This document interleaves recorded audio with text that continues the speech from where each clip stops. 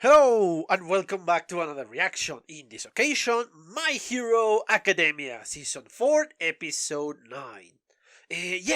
Last episode was a complete surprise for me.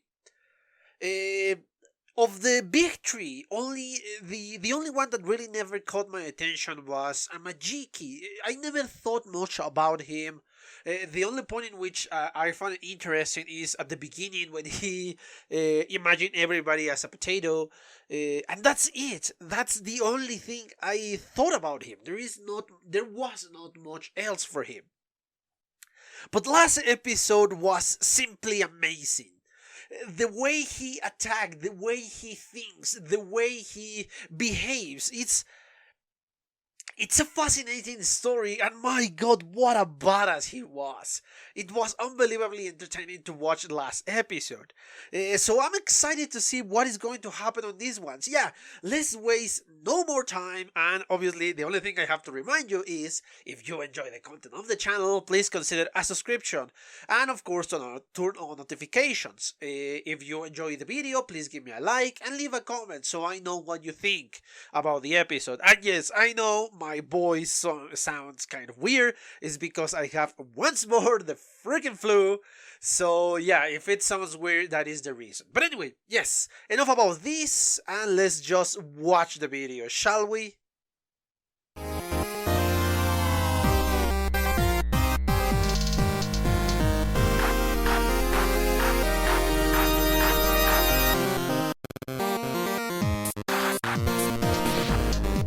Okay, I'm back. I just watched a second time the 9 episode of the series of the 4th season.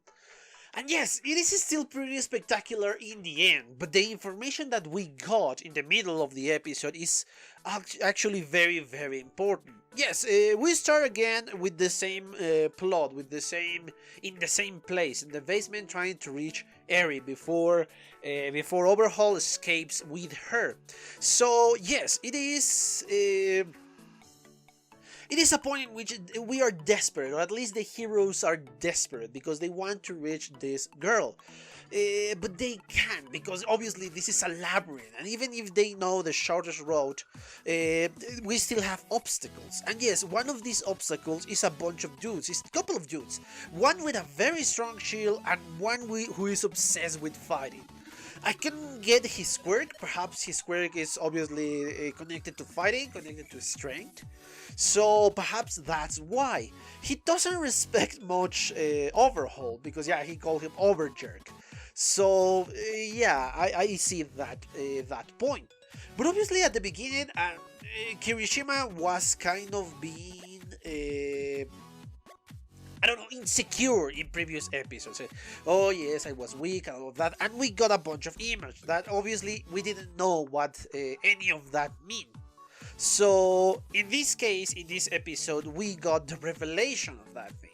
That Kirishima, after gained confidence by the what was it called? Unbreakable something. The harden, the strongest harden, that nothing was able to damage him. He was filled with confidence, but unfortunately in this case, that confidence was shattered in the moment he received damage with his unbreakable. So yes, it's obviously you say, okay, yes, now I am invincible, at least for 40 seconds. But one dude just goes with everything and destroys Sir Invincible Shield. So it is obvious why Kirishima behaved the way he behaved.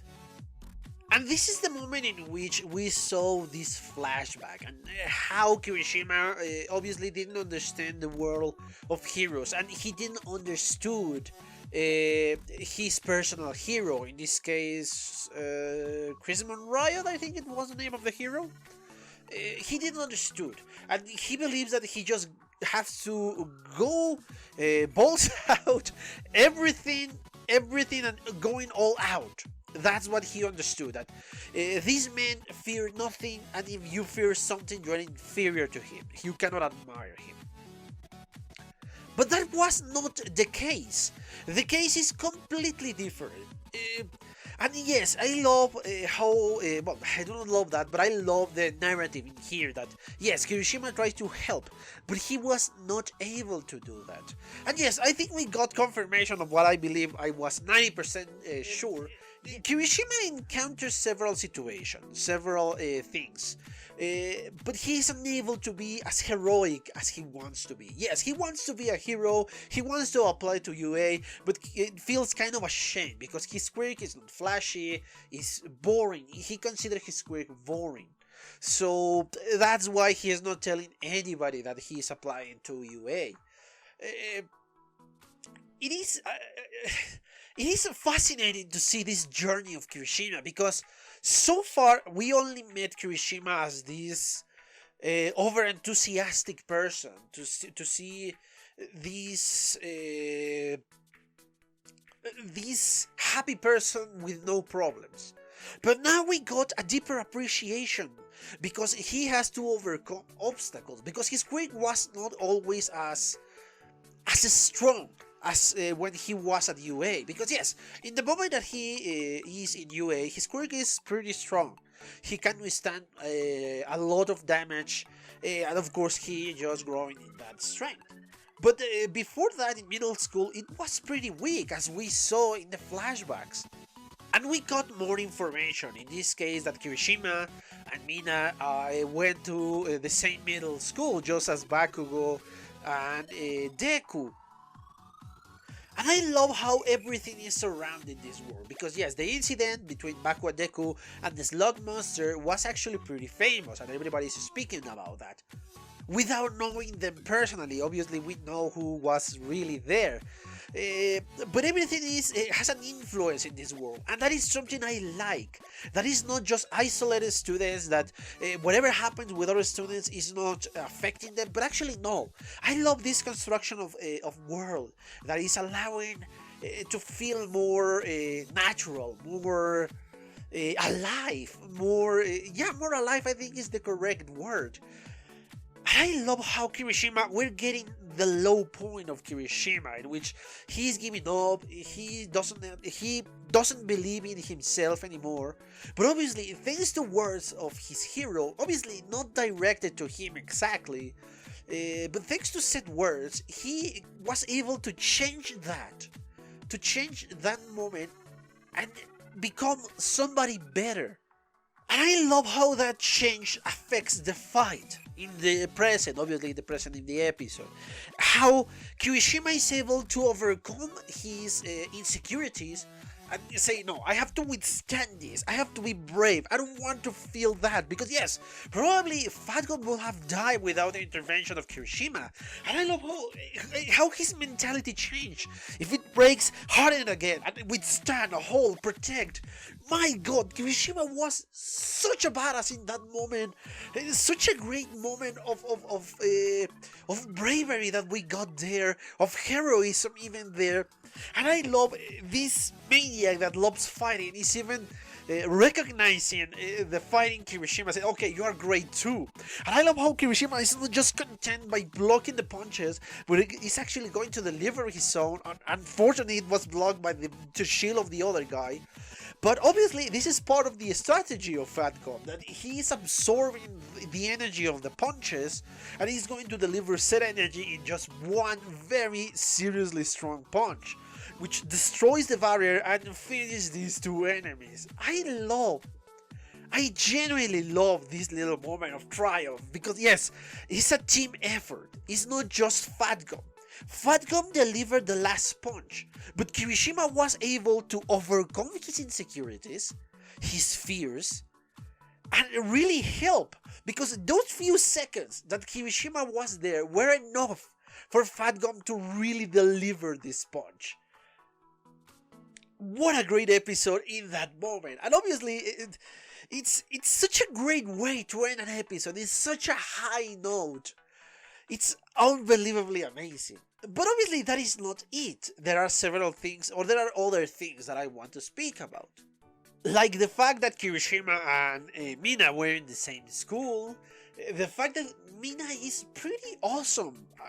Genuinely awesome. I love how she resolved the first situation with the two bullies. We don't hear any dialogue, but I love the visual effect that we got there. First, obviously, she's mad against them, but she tries to reconciliate them. How they end up being together friends. That is a great way of showing us how somebody can resolve something else without the use of violence. Because yes, Mina has a very interesting quirk, the acid quirk. And I think it's pretty awesome how they show us another side of Mina. And yes, of course, that is one thing. And I love the bravery because yes, Mina was scared. But even if she was scared, she went and saved her two friends with this giant monster. Well, obviously it's somebody with a quirk, but I don't know what the hell is his deal. And I love it, yes, that it's not shown that yes, Mina is brave and nothing causes her fear. No, actually she was very scared. And again, I love this little aspect of the show.